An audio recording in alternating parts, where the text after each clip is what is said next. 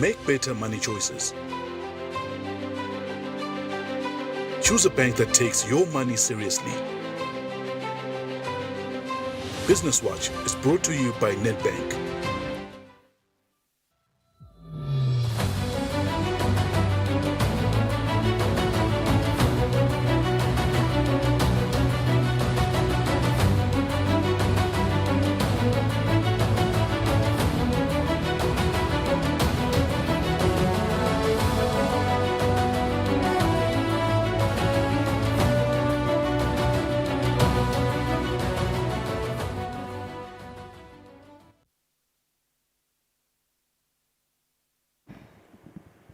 Cross-border payments. Human gives you global specialists. Digital allows you to apply for a loan anytime, anywhere. Human connects you to credit experts. Digital puts you in control of your money, while Human connects you to wealth advisors. Digital allows you to freeze, unfreeze, cancel, and reorder your card. Human gives you that personal touch. Digital when you want it. Human when you need it. Get the complete private banking experience with Nedbank Private Clients.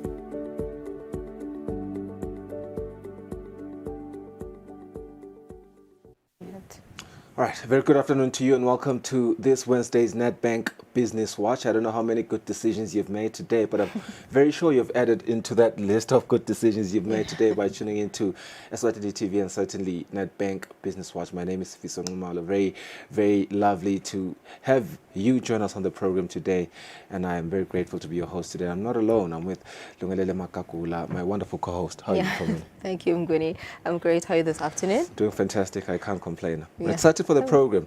Let me tell you why, because what is coming up on the show today, very interesting conversation that we're going to have. It is based around leaders from around the globe having gathered in Washington, D.C. in America for crucial talks at the International Monetary Fund and the World Bank meetings. The agenda, finding ways for nations to truly benefit from these financial powerhouses. Now, representing Eswatini, the Kingdom of Eswatini, our Finance Minister, Honorable Neil Reichenberg, and his team. Economist Sanele Sibiya is going to join us on the show to break down what these discussions mean for Eswatini and what countries around the world are hoping to gain. Do not miss this insightful conversation right here on Nedbank Business Watch. A very good afternoon once again. Yeah, well, good afternoon once again. We're still on the month of October, which is the Cyber Awareness Month. Spalele Shabang will join us once again this week to give us tips for safe use of social media and avoiding to post anything that shows where you work. Examples of social media platforms are Facebook, Instagram, TikTok, and many others. These advances in the way we use technology have resulted in social media forming a part of our daily lives. While these technologies offer convenience, they also pose risks such as the identity theft, privacy breaches, and information disclosure. Therefore, it's crucial to adopt safe practices. Palele will tell us more about them. For our financial update, Head of Treasury at Nedbank Eswatini, Bongani Mabuza, will join us today at 10 to 3. For now, let's head straight to business news.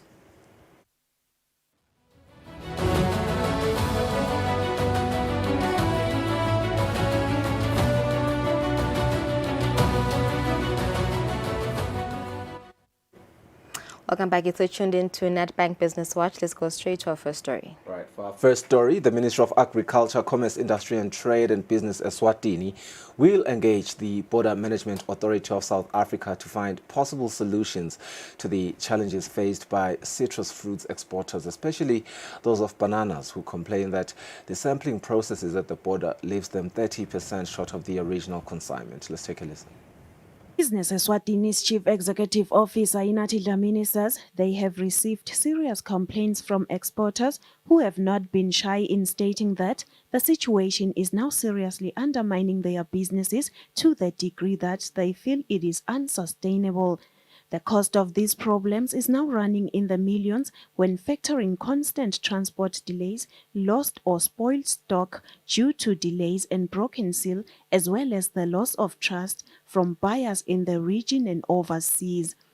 In a press release, the chief executive officer says the crux of the matter is that all exports originating from Eswatini leave with a special tamper-proof seal attached to the truck, which seal ought not to be broken until it reaches its final destination, at which point a competent authority from the National Plant Protection Organization is supposed to break the seal. However, this is not what is currently happening, as the seal is now broken right at the border and 10% of the stock is taken away by custom officials, ostensibly in the pretext that the sample is being taken for testing. This approach, according to Business Eswatini, is said to be contravening the international standards for phytosanitary measures.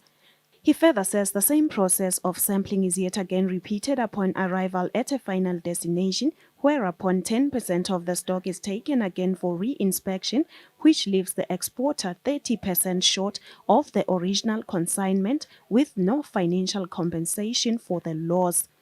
He says after a meeting with the Minister of Agriculture and the Minister of Commerce, Industry and Trade, it was agreed that a team led by the PS of the Minister of Agriculture and aided by Business Eswatini and the Minister of Commerce, Industry and Trade be tasked with the assignment of engaging the border management of South Africa on this matter.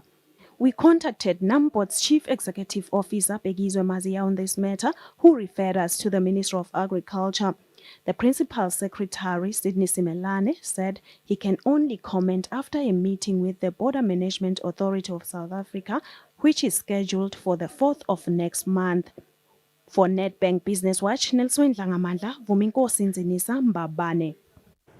An international story, Germany's biggest car maker VW is in crisis, but how deep does VW simply have to cut costs as management is demanding? Is a fundamental change in strategy necessary? Is VW experiencing its Kodak moment where failure to adapt threatens its survival?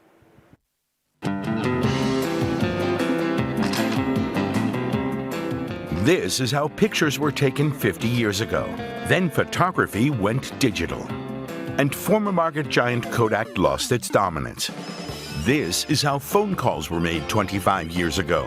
Then smartphones came along, and the former market giant Nokia lost its dominance.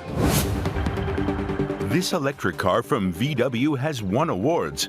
The ID.7's battery can last over 700 kilometers on a single charge, but the entry price in Europe is 55,000 euros. Chinese electric cars could soon enter the European market at significantly lower price points. And conversely, VW already has a sales problem in China with its expensive models. There's also technological innovation. Cars are becoming rolling computers. The future is the SDV, the software-defined vehicle, which focuses on the car's electronic architecture. VW has sought partners for its software. U.S. electric car maker Rivian for the U.S. market, and Xiaopeng for the Chinese market. However, observers see risks in this strategy. So there are major risks for the future. And VW is already in a serious crisis. Workers are protesting, asking why shareholders received such large dividends this summer. Now they demand an extension of job guarantees and a 7% wage increase. VW faces severe internal conflicts and at the same time, complex reforms. Can European car makers adapt quickly? Or do they face the fate of Kodak and Nokia? More than 680,000 people work for VW. Last year, the company sold over 9 million cars. That makes VW the second largest car maker in the world after Toyota. All right, it's 9 minutes after 2, and that's it for business news this afternoon. After the break, we are joined by Spalile Shabangu for social media safety. Yeah, stay with us. We'll be back shortly.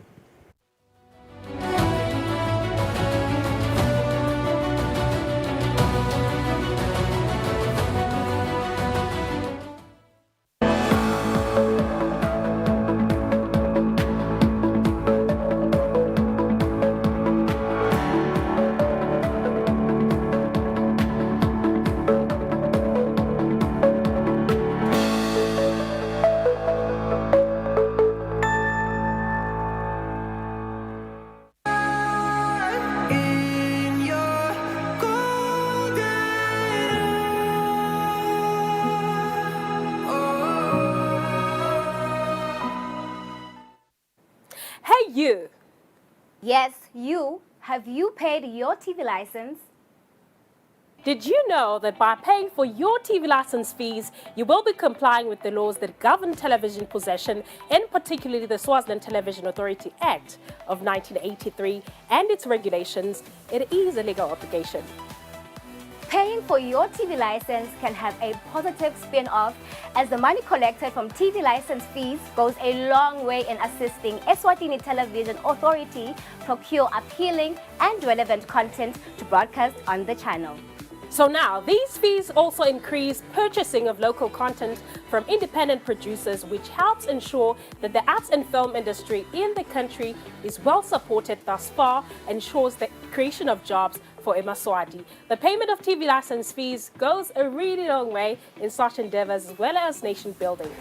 A TV license costs 180 emalangeni per year per device, and for other accessories such as a decoder or njinja, it costs 50 emalangeni per device per year. By paying for your TV license, you will be doing the right thing.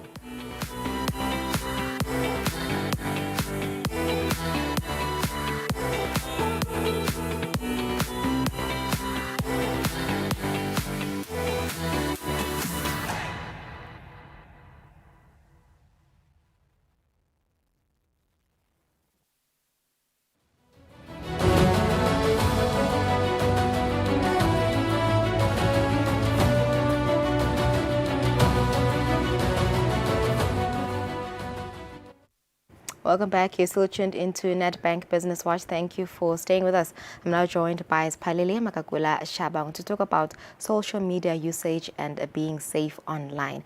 Very good afternoon, Spa. Welcome back once again this week. Thank you so much. We're talking about a very crucial topic. You know, social media, though it may be convenient, you know, it gives us updates on news updates, entertainment news. You know, you stay in constant interaction with your relatives and friends, but there are risks. There are risks, we know that, certainly. yes. So what are the risks that are linked to social media? Thank you so much. I think one of the key issues that we should note is that in the social media world, there's certainly online predators, people that are out there, and that's their job basically. Yeah. And then there's also hackers. There's all sorts. There's people out there just to gather information about us. There's people out there to gather information that they'll sell in the dark web. There's a whole lot of information.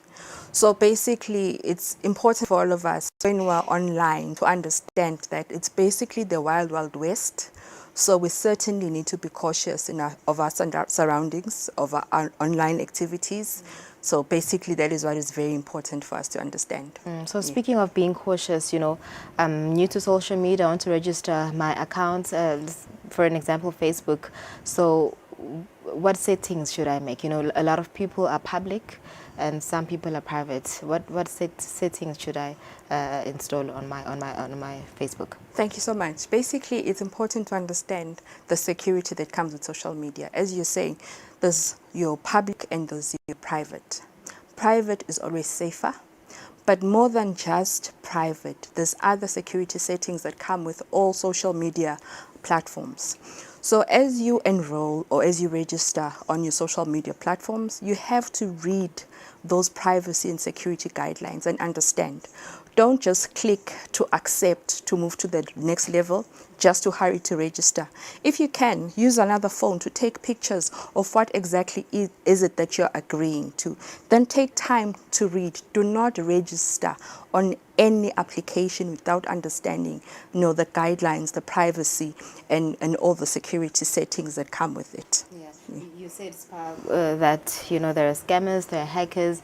How do you become a target? Is it because of the things that you post, the things that you write about, you know, your location? People, you know, make their locations visible. Is that also some things that can get you exposed to being hacked? Certainly, there's a host of things that can make us, should I say, targets. So we need to understand, just like any form of, you know, criminals, there's people that are chancers, and there's people that are hardcore, you know, the syndicates. So if someone passes your house and they find that your house is unlocked, and that person isn't really a criminal, but if they're hungry, they will probably, you know, break into your house and take something. So that is now understanding that the person has just gone into your house because they found that it's not secure. But now there's people who are organized. Someone will come with a truck, you know, who's going to come with a grinder. The aim is that they want to break in. So it's for us to understand that there's different risk factors within the social media. Yeah. So for us is to have all the security infrastructure to prevent, or should I say, to mitigate all these risk factors. So we're saying for any chances, you must be protected. You know, for big time players, you must be protected. And all that is basically just understanding that social media, this is not my house, this is not home. So I cannot just, you know, even the word explains it's social media. Exactly. You know, I cannot just there. put everything out there. Yeah. I cannot post my location. I cannot post anything that is personal. As much as it's nice for people to know that I'm living a lavish lifestyle, you know, I earn very much, I'll be flying to Dubai. It's nice for people to know. But rather, let me post when I come back from Dubai, if I have to post. Yeah, weeks later. Weeks later. All right. So then how do I protect myself, you know, in terms of protecting my account? Do I need to change my password now and again?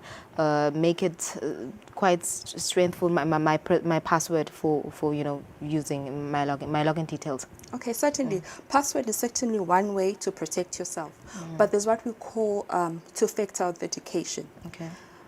I'll give an example. Your door. You lock your door with your key. In the older days, we then used to use a scallop key. And now we've got a burglar door, which will also lock. We've got trailing doors. So two-factor authentication is basically saying you're having your added layers of protection and security. So this is what we have to do. Over and above changing my password, you know, regularly, and having a strong password that includes characters and numbers. But let me have another layer of protection. Maybe my thumbprint, facial recognition, you know, another code, so that even if my account can be taken over, an attempt to take over my account is made, but then there'll be that layer of protection that is needed. Where is this person going to get my thumbprint? Where is this person going to get facial recognition? So that layer of protection, that second authentication, is basically the one that's going to prevent anyone or any hacker from taking over my account. Yeah. So how important are privacy settings? We see people installing privacy settings on their WhatsApp, their Facebook, Instagram. How important are they? That is basically your key. That's your key. Those are your trailing doors. Those are your curtains. Yeah. So that's how you should look at it. Don't think of it as anything else. Think of it as when you go to bed, you have to check that you've locked your house. You always have to have your curtains closed. You know, your doors and your windows are closed. That is how security online as well should be considered. Don't think of it as anything else, just like your safety in your own home. Yeah. So then what do I do if I realize that I have been compromised? Okay. Now, let's say you realize that you have been compromised. First thing I'd say, contact your bank. That's the first thing that you should do, because in most instances we've discovered that when someone has been compromised, the email takeovers that we've spoken about in the past, the point of compromise has been in the social media platforms. So the moment when a client is going to send an email to a banker to say, or send a WhatsApp to a banker, please transfer so much amount to this account. You find that account or that WhatsApp or that email has been taken over. So in the event you discover that your account have been taken over, firstly report to your bank and then notify your inner circle, the people around you. And more than what's also important is that also report on that social media platform. Other people can also report on your account. So you report, when you report, you're notifying that social media administrator that maybe this third party has actually breached the guidelines of operating in that platform. Yeah, so oversharing is quite dangerous as well. You know, Very it can lead much. to housebreaking, all sorts of crimes. Very much. We had one session with some training last week where we're just told how, in terms of these kidnappings in South Africa, kidnapping for ransom, how they're being targeted. Basically, they go through social media, and this is how they choose their targets. They see who can afford a ransom. That is how they target their victims. Yeah. So if you're oversharing all this information, you're basically putting yourself out there for other people for you to become a victim. Yeah. So we cannot overemphasize. Do not overshare, Do not overshare, because you'll find yourself being compromised in one way or the other. Okay, so if your account has been hacked, there's quite a lot of hackers nowadays. How easy is it getting it back? Basically, it's easy. Once you report that your account has been hacked, this is not a bank account, definitely. This is your social media account. Social media, yes. You will be contacted by that social media platform. They're definitely going to be asking you questions, and they'll take you through on how to get it back. But what is important is that you report, and then you give them all the steps on what led to that incident happening. So what is key is that each time an incident happens, you must report and block whoever maybe is inciting or maybe trying to obtain information from you. Because what has been discovered is that some users are being, should I say, profiled in terms of these different media platforms. So when, should I say, a modus operandi, a way that someone behaves, if that has been reported, it's then logged. So when someone else then reports to say, this is how the person reached out to me and this happened A, B, C, D, they then realize that, oh, this is the modus operandi that was used for this, and then they clearly identify that this must be this person, and they're able, in most cases, they are able to track that person, or they're able to block that person, that user, from accessing that platform ever again. Okay, so there's this other one that's, I've noted on social media, particularly on Facebook, news sites, the post a link, a story, a headline, that's quite interesting, and then you're supposed to click on that link. How safe are we? We are not safe at all. We always say, do not click on any link. Do not click on any link at all, because that is basically a way to lure you. That is a phishing attempt. That is a way to compromise you. If you'll notice, it's either going to be a catchy story with a very interesting headline, or there's going to be a picture of a compromising, a picture that is compromising between a male and female, and people want to click to see what that is. Do not click, because that is basically, you're going to be fished. Yeah. Yes. So one wonders how they get all this information, do they need just your email address to get through all your details? What do they need actually to be able to hack you?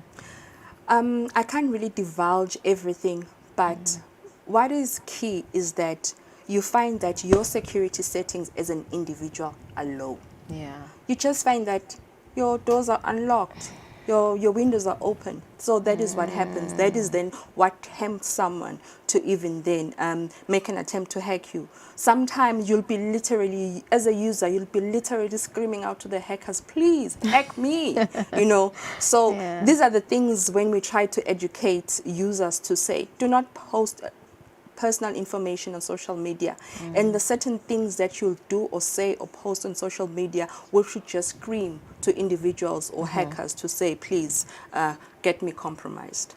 Okay, so lastly, tips, to stay safe on social media, private account. Don't post everything. Don't post your location. Yes, don't post. Don't post. Don't overshare. Yeah. Don't post personal information. Do not post your location.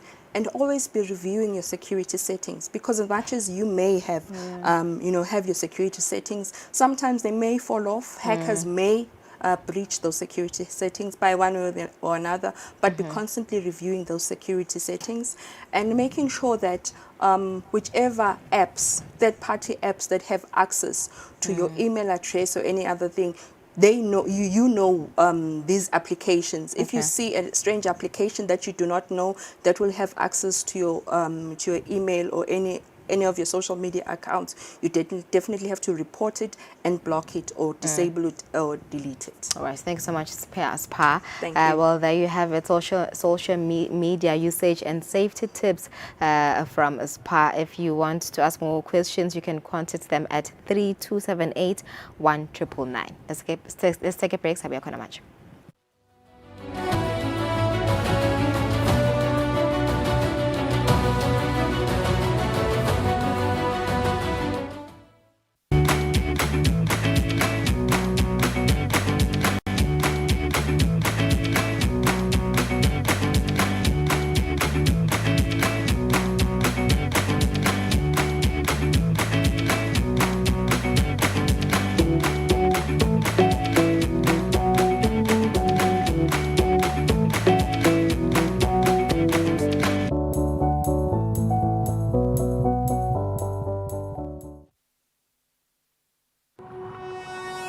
When you choose your adventures, you do so with an open heart and a desire for the unexpected.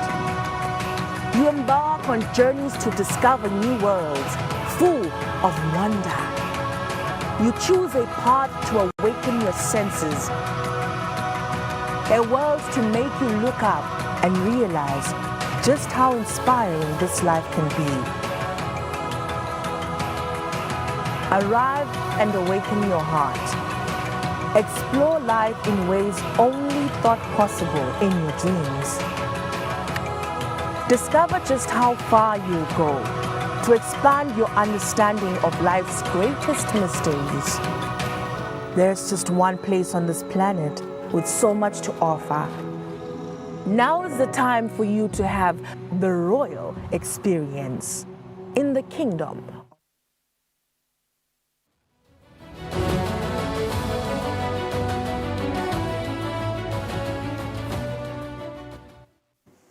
Welcome back to our live interview. This is Nedbank Business Watch. Thank you for staying with us. The recent annual meetings of the IMF, the International Monetary Fund, as well as the World Bank in Washington, D.C., convened global leaders to discuss pressing economic challenges as well as strategies for sustainable growth. The Eswatini's delegation, of course, led by our Finance Minister, Honorable Neil Reichenberg, actively participated in these discussions, and we want to gain insights onto the implications of these meetings for Eswatini in particular. We welcome Sanele Sbia, our economist, this afternoon. Is going to help us really understand what this means for Eswatini. Let's start by perhaps looking at the revised growth projections. Sanele, the IMF's latest World Economic Outlook has upgraded Eswatini's GDP growth focus for 2024 from 3.7% to 4.6%, and for 2025 from 3.3% to 4.2%. Now, what factors have contributed to this optimistic revision, and how might this influence Eswatini's economic planning? I thank you, Mr. Ngumalo, and good afternoon to the viewers. So what we are looking at in terms of those numbers and that basically that upgrade, that upward upgrade, is actually the fact that when you look into our fiscal space, it seems we are in a bit of a better fiscal space than we were in the past, say, a couple of years, like 5 years ago, when the economy was still stagnating. And also looking into the fact that when you look at last year, we as a country did posit growth that was actually outside the realm of what we were used to, even if you factor out those base effects from COVID, and then you come into 2022, 2023, still the numbers were quite impressive, and also coming into 2024. So that's what we are looking into right now, the fact that our government has actually done quite a lot to try to get the fundamentals in place, making sure that Eswatini is open for business, making sure that we are getting private sector to lead. And then at the same time, right now we're in a space where we have fiscal space to pursue certain capital projects. So we do, that growth is largely going to be driven by that government spending injection into the economy, and really just hoping that it does get the required results. Yeah, and perhaps if we shift focus now and look at what is happening just globally, we are seeing that IMF Managing Director Kristalina Georgieva, I hope I'm not butchering her name, but she has warned of the global economy's risk of entering a low growth phase, urging nations to implement reforms. Now, how does this global perspective align with Eswatini's current economic trajectory that you've spoken into, and perhaps what reforms could be pivotal for the nation's sustainable growth? So we are a nation that was actually already wanting for growth prospects, and so we're already at a stage where we're trying to reform our economy, realign, and look into things that we can do to make the economy better. So right now, what we are finding ourselves in is a space where we are seeing that the global economy overall is somehow showing signs of a deficient demand. If you look into China, for example, and then that's actually going to lead to poor growth prospects overall. So now what we have to deal with as a country is how then do we recalibrate our reforms to actually fit into this new global landscape, and how can we take advantage of this emerging global landscape so that we are able to actually accelerate our programs. We know as a country already pushing into private private sector-led growth, rationalizing the government, trying to thin out, the government, and also reducing the role of business in government. So that was the policy stance, though it may not have been written down, but when you look into the policy actions, you could see that that's the direction we're taking, of which that's a very good direction, because what you need for sustainable growth is growth that is going to be led by the private sector.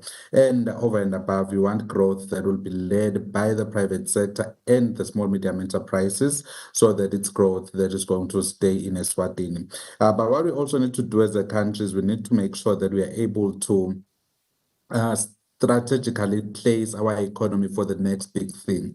I think that's the one thing we've always been lacking on in as far as managing our economy is concerned. We need to be able to know where the world is going to go and try to strategically place our economy so that it benefits from that new world order.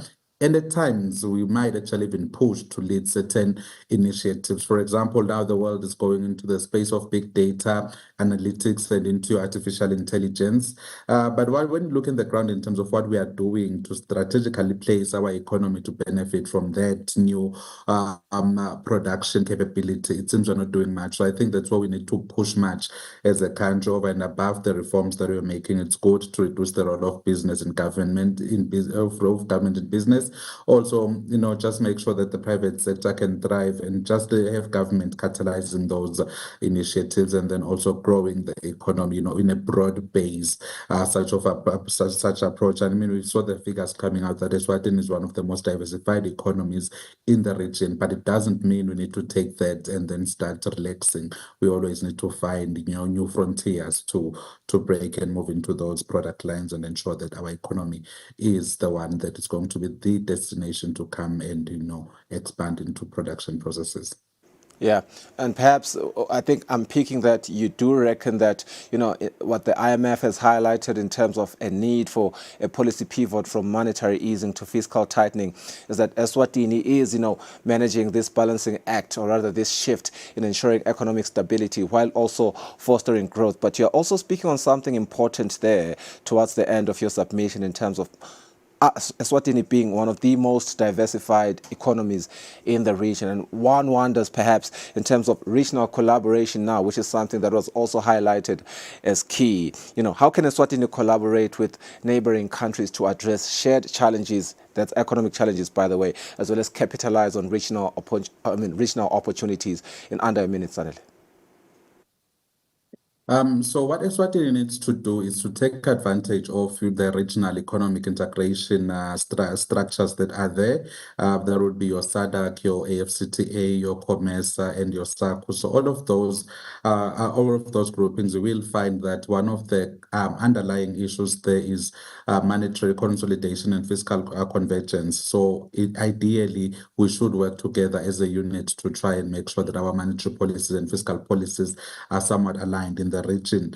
And then secondly, what we need to do as well as a country, I think one of the things that we need to ensure that we are working together with the region on is that issue of, tax justice, making sure that an equivalence of the production that has taken place in Eswatini is actually taxed in Eswatini. So we need to be able to move and align with the times in terms of how do we tax multinational corporations, because they do have leeway to always shift monies around, and eventually a lot of profit is declared where it is going to be taxed a bit less. Yeah, Sandile, thank you so much for your insights. You have really clarified a lot of the questions that we've had in terms of the implications. Let's go for a break quickly. We do speak into the disasters that we have been seeing recently after the break.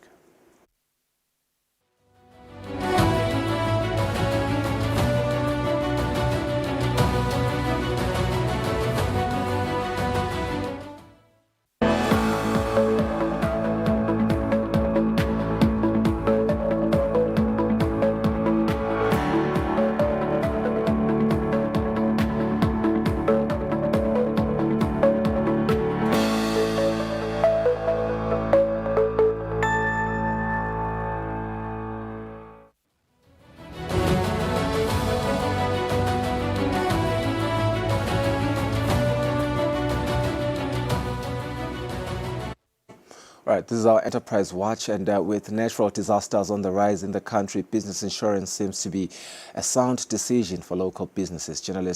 Business journalist Nelsiwe Ndlangamandla discusses the importance of insurance with economist Dr. Chungwa. Welcome to Nedbank Business Watch, Dr. George. Eswatini has been experiencing the effects of climate change. It got me thinking about the importance of insurance, especially in businesses. Why is it important that businesses get insurance? When we talk about business insurance, we have to understand its space in the business world. So insurance in the business world, it is basically a facilitator to trade.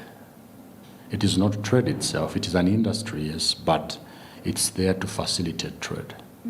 And how does it facilitate trades? It facilitates trades from the element of risk, issues of mitigation, issues of uncertainty. So that's the element which it brings in. So that's, if we start from that point of why is insurance relevant in the space of trade, we have to understand the perspective of facilitation. In some insurance packages, there are issues of paying the excess. Some companies say you should pay a certain amount as excess before we can help you. How important is it for you as an SME or as a business to understand such things, to understand things as the reading the fine print, for example? That's a very important question, Nelly. But usually, insurance is a very sophisticated industry, a very complicated industry. So you may not really understand all the fine prints. And this is where most people have the biggest mistake. You cannot, from nowhere, start fighting with the giants. You have to understand the language of the giants, because insurance is there for business. It's actually business within the business. So what you do, you make use of a broker, insurance brokers, or you make use of insurance consultants who will explain and help you to understand the fine prints. Because it's true, insurance has got a lot of fine prints. And it's one of the industries which people have called a crooked industry, because they say this today, tomorrow they are telling you this. They'll tell you have insured against fire, and then you have another form of accident. Then they say, look, you did not insure against this, you insured against that. So we are sorry, we can't help you. But for you to appreciate this kind of language, which people call dodgy language, you need to be associated with the consultants, with the brokers, with the experts who will advise you. They can even have projections, like in economics. They'll have forecasts to say in the next 3, 4, 5 years, the interest rates are likely to go up, or we are likely to have such kind of a risk. So with those kind of possible projections, you can have the best advice from the experts. So don't try hard to understand all the fine prints. You might just even confuse yourself more, because there is even what we call jargon. Jargon means the technical language, which you may not understand because you are not in that particular industry. So get a broker, get an expert, and advise you against the risk and the possible cheaper, let me not use the word cheaper, but affordable way of mitigating that risk in the event that it materializes. I fully appreciate your advice that there is a need to get brokers, but some of these small and medium enterprises do not have the finances. Isn't it the duty of the insurer to explain these things? Well, there are two ways. The first part is when the SME tries to mobilize resources, maybe get a loan from the bank, and then the bank is more professional than the SME. And then the bank says, look, we are very much concerned with the money that we are going to give you or engaging you in this business deal. Then the bank becomes the principal, or becomes the chief or the leading partner to understand the technical issue. So the SME can now leverage on the knowledge the bank have because the banks are very, very expert in their field, in their industry. So they understand issues of risks. If there's any sector where you have to study risks, any sector in this world or in this business world, is the issue where money is concerned. You cannot afford to lose money. You can afford to lose your business, but not your money. Because if you lose your business and you have saved your money, you can build your business within 24 hours. But if you lose money, even if you've got a good business, it will be very difficult for you to leverage. So the SMEs here, like you have said, has got limited resources. He or she can leverage on the technical knowledge of the bank. And that can even be free and cheaper, affordable. Secondly, the SME must conduct what we call due diligence. You do a background checkup, basic research. It may not be that expensive. I always advise people in business, SMEs, that listen, cost management, it's part of profit management. Don't fear costs. If you have done your business plan and you have realized that actually there's a high cost, it's part of the capital. So don't run away from costs. You can also consult from other businesses that you think they were successful. Then finally, there are certain insurance companies that understand the importance of public information. They can give you information almost free of charge. This is called asymmetric information. Asymmetric is when in the industry we understand that if I give you misinformation, I suffer the most. So some insurance companies, they employ experts who will give free information to the general public. So it is not necessarily that you have to suffer that much loss for you to leverage on those particular issues. Talk to us, Dr. George, about pre-existing excludables. Why is it important for businesses to understand this? Various insurance companies, they have got various policies that guide them the way they do things. Then there are certain insurance companies, for example, that are highly regulated by the state. Those insurance, like third-party insurance, those they bring in the issues of non-excludable, because by virtue of being part of the public, you are liable or exposed to risk. But there are certain insurance companies that are basically in the private sector, and they are there for business. That's why you can go to some companies or insurance companies, they'll tell you, here is executive, here is non-executive. They even have levels. Yeah, so the issues of exclusivity comes in on the element of the special or VIP treatment or the degree of a relationship, the degree of risk that an insurance company has with those particular clients. Let's say, for example, here's client A, and client A has got $50 billion in the insurance company. Don't you think that insurance company will consider class A, company A, as an executive treatment? Because even if the insurance company promises to indemnify or to compensate company A in the event that the risk materializes, sometimes the insurance can be undercapacitated to meet the claims. So the insurance company must be clever enough or intelligent enough to ensure that our client A, who has given us X number of billions, in the event they want their money, we are not going to tell them stories. So that is where the issue of excludables, non-excludable comes in. So it's the degree. Everything is about degree of risk. If I owe you much money and your neighbor, I owe him or her less money, I would rather fear you because I know once you take me to court or to the laws, I'll suffer most. And if I'm undercapacitated, I might also be liquidated. So that's where the issues of exemptions come in, issues of excludables comes in. This is the world of business that we live in. It's a world of class. The world gives you exactly according to your capacity. So if you have more capacity, you'll be given first priority. Even in the aeroplane, there's first class. the second class. Some of us, we sit in the second class. Why? Because we can only afford that.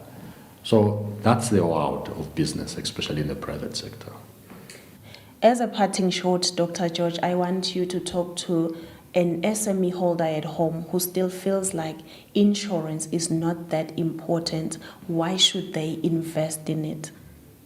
I would strongly encourage an SME to say, okay, if you cannot take an individual insurance policy against big possible risks for a business, you can create what we call a collective insurance.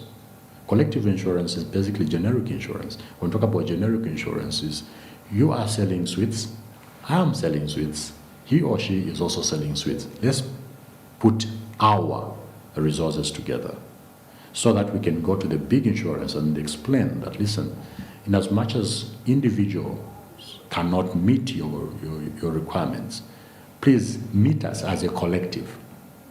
And this is exactly models which the Asian societies are doing. Cooperatives are very, very important now. You cooperate, you pull up your resources and get an insurance cover so that in the event that anything happens, let me give you an example. Here's a group of tailors making clothes. They are renting one establishment. One is in room 1, the other one is in room 2, the other one is in room 3. If that building catches fire, do you think that fire will jump one and destroy the other one? All of them, they might be affected. So why don't you create a generic insurance cover so that you can pull up your little money together and then you go and pay insurance against one big problem? So I think the eventuality that that problem happens, the insurance company will be able now to cover you altogether against business disruptions. So these are some of the small initiatives that SMEs must do. But otherwise, my simple advice is it is more riskier to start a business without insurance cover. Thank you so much, Dr. Chungwa, for joining us on the show. This has been a very insightful conversation, and we hope that owners of businesses will understand that insurance does not only help in catastrophic disasters, but it acts as a window to getting more business opportunities.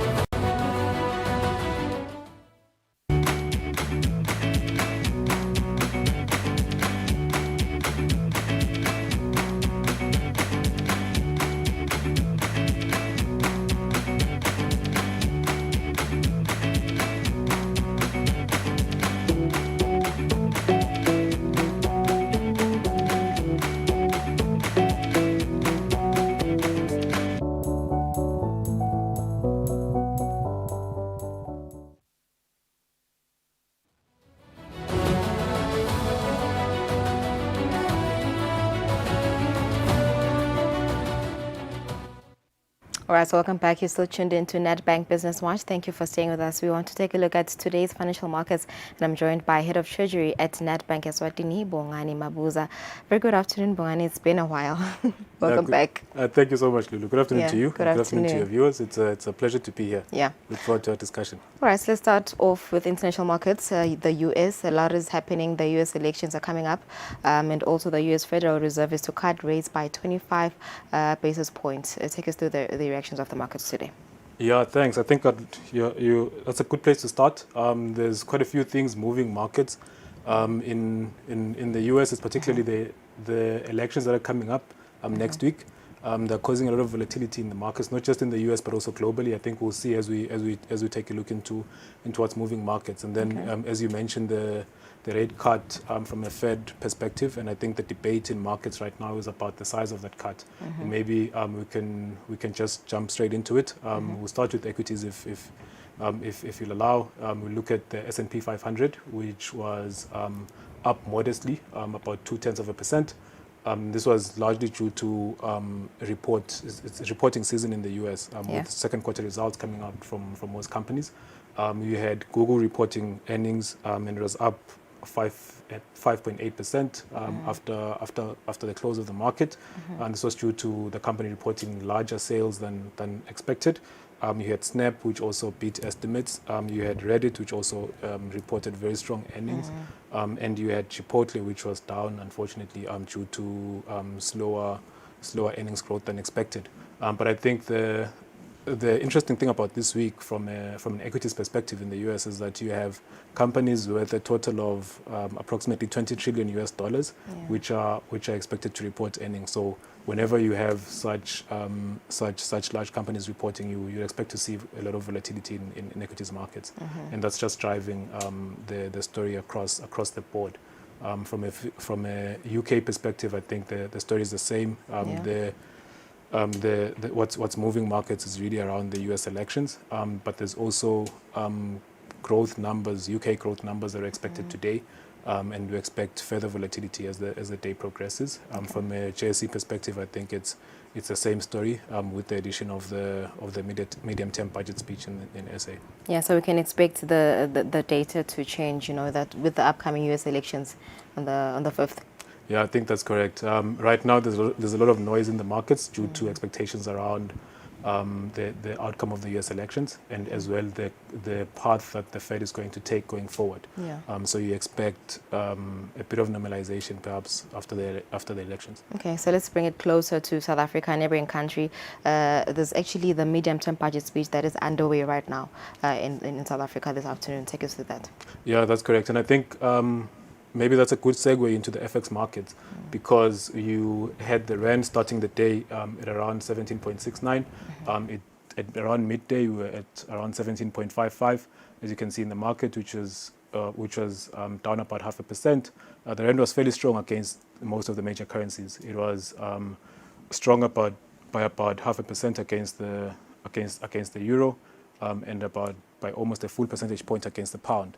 And that's really due to positivity around expectations of the medium-term budget speech. But as you say, the budget speech is now underway, and we've seen quite a bit of volatility in there. Just what's been said so far in the medium-term budget speech is around the finance minister projecting that the SA economy is going to grow by approximately 1.1 percentage points in 2024. And there's a lot of talk of reforms in South Africa. Okay. And what they're doing to reform the electricity supply industry in particular, and how they are moving towards a more private sector friendly reforms that are meant to unlock economic growth in the country. So a lot of that is, we'll see how the market digests that information. But we do expect, and we have seen in the past, that there tends to be quite a bit of volatility whenever the finance minister delivers the medium-term budget speech. Yeah. So the rand can still change after the budget speech, the midterm budget speech. That is almost a certain. Yeah. All right. So moving on to commodities, there's still tensions going on in the Middle East. How is that affecting the trade of gold and Brent crude oil? Yeah. No, that's correct. We saw the price of gold being up almost 0.3%. And we saw the price of oil being up almost 2 percentage points. And I'll just start with gold. Gold was really up. It was up, but we had seen it reach a record level in early trade, especially in Asia. And this is because of fears. Whenever there's fears, gold is seen as a safe haven asset, and investors run to gold. The fears are really around the outcome of the US elections. It may seem like I'm a bit repetitive, but there's a theme around markets and what moves markets across asset classes. Okay. So the US elections are quite topical across asset classes. They are influencing the price of those assets. From an oil perspective, that is driven mostly by what's happening in the Middle East, and we have seen oil. It's up almost 2%, but we have seen the price come down in the last 2 days in particular, as the market realizes that there's an ease in tensions in the Middle East, and it is digesting that information and is receiving that information quite well. All right. So any data that you can expect this week in the markets? Yeah, thanks. It's quite a data-heavy week. From an equities perspective, as I mentioned, we have a lot of companies that are reporting second quarter earnings in the US. We are looking to see what the outcomes of that is. Some have started reporting, some will continue to report as the week progresses. From an SA perspective, I think the medium-term budget speech is quite indicative. There's also quite a bit of US data that's expected to come out later in the week. So we are mindful of that, and we do expect volatility in markets, and we expect price action, especially as investors take advantage of either high points or low points to either buy or sell. All right, thanks so much. Thank you, Bongani. That was Head of Treasury at Nedbank Eswatini, Bongani Mabuza, giving us an analysis of today's financial markets. Let's go for an ad break. When you come back, we wrap up the show.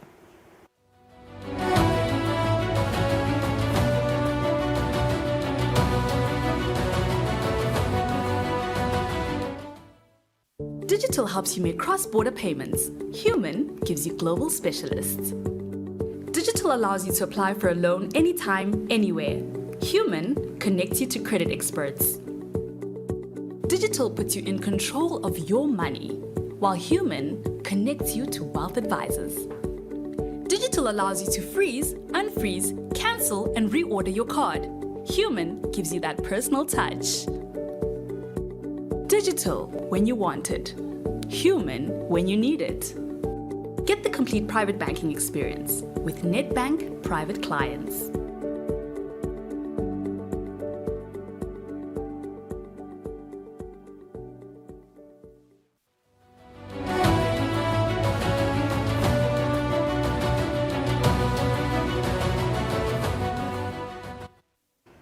All right, so it's 3 minutes before 3 o'clock, and that's it for our program today. Thank you for tuning in. You are watching Nedbank Business Watch.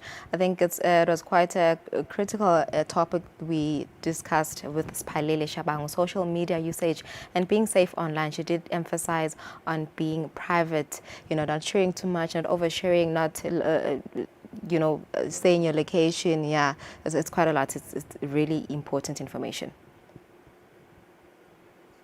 All right, okay. We'll see you next week. Thank you for tuning in. And Nedbank Business Watch. Also, we are on our YouTube page, Eswatini TV. We'll see you next week. Thank you. Make better money choices.